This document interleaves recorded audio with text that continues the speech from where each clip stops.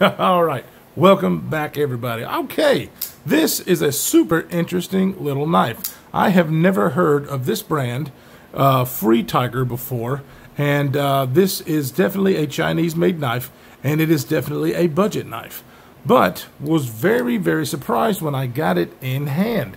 This thing is super cool, and we are going to go over it and tell you the good stuff and the bad stuff. And I got to be honest with you, there's not much bad stuff to say about this knife, which you can buy right now for 25 bucks. I mean, dang. So, 25 bucks. What are we getting for 25 bucks? Well, we're getting D2 steel.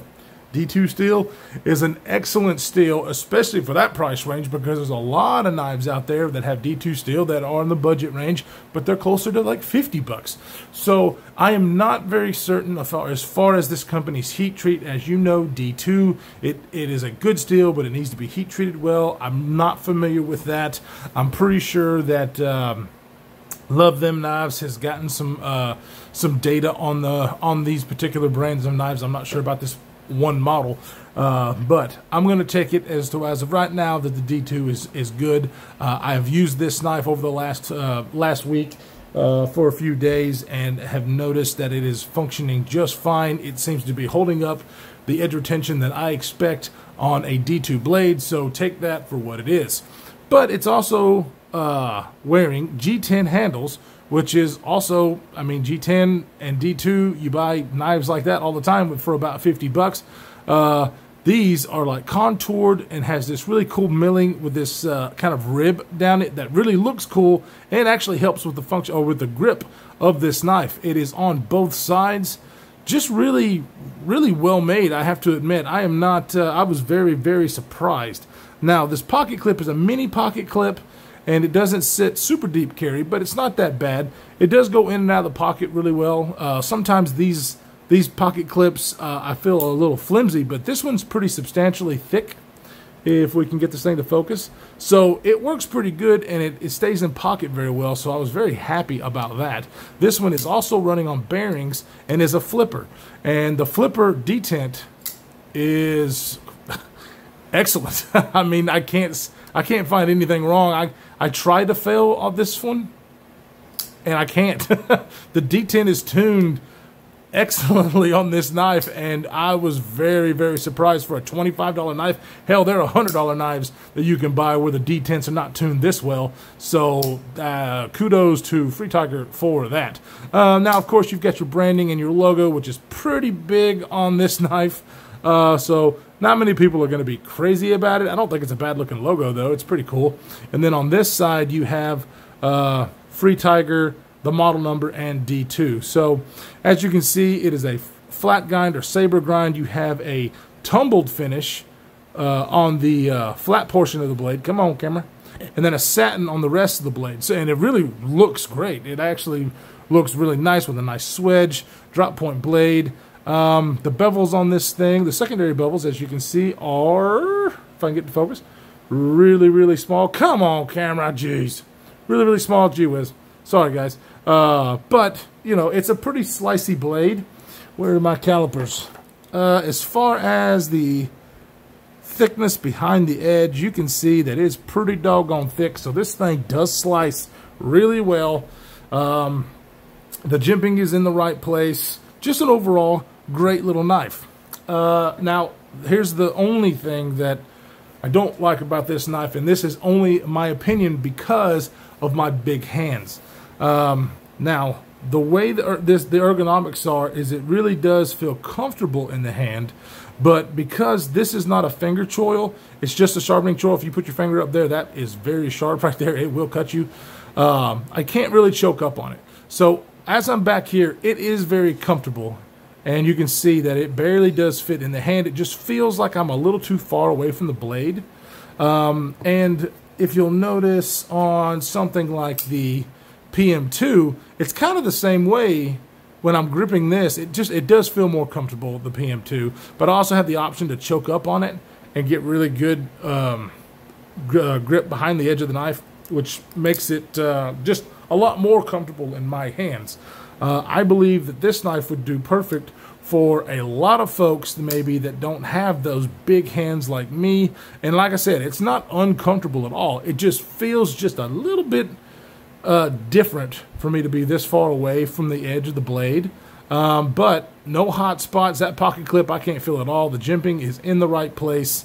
So very comfortable knife. It's just a personal preference for me. But as far as the ratios of this knife, it really can't be beat either. We'll go over the weight. This thing is about 7.8 inches long. It has a 3.4 inch blade. So you've got pretty good ratios. Let's go ahead and we will get some size comparisons in a minute. Let's go ahead and see what the weight is on this guy, because it's got a little bit of weight to it because there is no internal milling on the liners. But still, it comes in at 4.15 ounces. I think that's perfectly reasonable. They definitely could have done a better job as far as the internal milling to get that weight down. That will make this knife really appealing to a lot of folks. But for me, that weight is absolutely not a problem. As you can see, and we talked about, the D10 is nice. It runs on bearings, so this thing is super smooth. I mean, there are such more expensive knives that are not this smooth that I own. So I really can't complain too much. This thing has really been a big surprise. So we're going to do some of the regular size comparisons here, so you'll see kind of the size of the knife. There it is against the PM2. Here it is against the Para 3. So as you can see, it is about a middle of the road. It's actually just a little bit smaller than the PM2, but and then just a little bit bigger than the Para 3. So kind of middle of the road there. We also need to, since this is on the budget end, here it is against the Ontario Rat number 1 and the Ontario Rat number 2.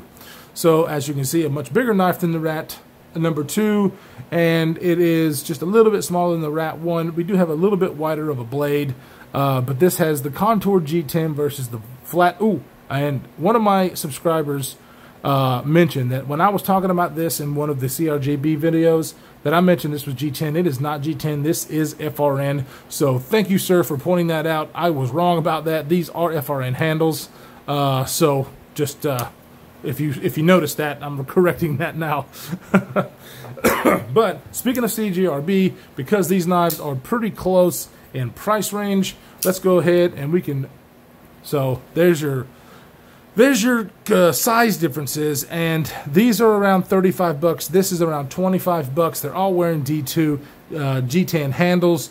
This one is a little bit more comparable, the Feldspar, because of the contouring of the G10.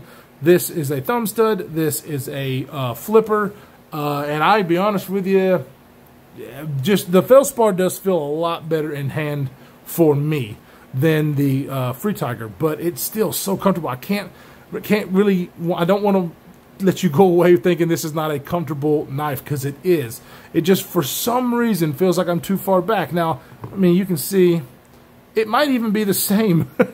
It might even be the same distance back on both of these knives, but for some reason it feels like it more so on the Free Tiger than it does on the CJRB knives.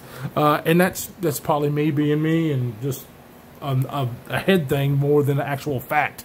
So, but if somebody was to hand this to me and I didn't know anything about the brand, I would definitely think that this knife was way more expensive than what it is. This thing, like I said, you can find this on Amazon right now for 25 bucks. So you really can't beat that. You know, a liner lock, and the liner lock is smooth. It's kind of hard to see, but I mean, the liner lock locks up, you know, behind the flipper tab, so you can't just look down like this and see where the lockup is. But the lockup is early and very strong. There's absolutely no blade play in this thing, and for $25 you just never find that. I mean, come on, 25 buck knife, and it's locking up strong. It is finished well. Look at that cutout for the lock bar. It's got that chamfering on it to where it's just so easy to get in there and disengage it. Just a lot of things that they did right about this knife, and I'm impressed, especially for 25 bucks. There is absolutely no way that I could complain about any of these things that I'm nitpicking on for 25 bucks. You have, I believe, T6 screws. This not even might be T8, but regardless, even if it's T6, very simple construction. You've got a G10 backspacer with these with a pocket clip screws, one screw on this side and two on this side. I mean, yes, the pocket the pocket clip is just a right-hand tip-up carry only, which doesn't bother me. It will definitely bother some people that are lefties out there. So take that for what it is. But as far as the price is concerned, this knife blows it out of the park. I definitely give it a 2 thumbs up. It is an excellent, excellent knife. If you guys have never heard of them, check them out. I don't know where you can buy them. I don't think they sell them on anything like Blade HQ, but I did find them on Amazon. And, you know, I don't know where the sellers are or whatever, but it is a Chinese-made knife, so to keep that in mind. But you can't deny the quality that you get for the price. It's just one of those things that you know, the American companies can't kind of keep up with right now. You know me, if you watch my channel, America first. That's what I want to buy, America first. But there's not a lot of people out there that, or there is a ton of people out there that just can't spend a lot of money on knives, and they're looking for quality knives that they can carry and use as a tool that fits their budget. And most of the time, that's going to be a knife that's not made in the United States. It's just the nature of the beast and the way it is right now with manufacturing. So if anybody can afford American-made knife, do it. If it's not possible, but you need a reliable tool, I mean, nobody should demean anybody for going and making a purchase like this for a Chinese-made company. I can't. You know, I can't fault them for doing that if it's out of their budget, because you can get knives like these for $35, $25 that are hands down a lot better than some of the $25 to $30 American-made knives that you can purchase right now. It's just the way it is. So anyways, guys, I really appreciate you stopping by and checking this knife out with me. I am super stoked to have this. This was one of the gifts that Scott at Big Boy Knifing Gear sent to me to check out, and I'm really glad that he did. This company was not known to me until now, and I am impressed. Very, very much so. Guys, if you like this kind of stuff, please stay tuned. If you want to see more, hit that subscribe button and the notification bell. I do giveaways once a month, so if you hit that notification bell, you will see that when I do it, so you can enter to win some cool knives and gear. I really appreciate everybody stopping by and all the supporters that have been there for me. Really, really do. Stay safe out there, guys, and we will see you in the next one.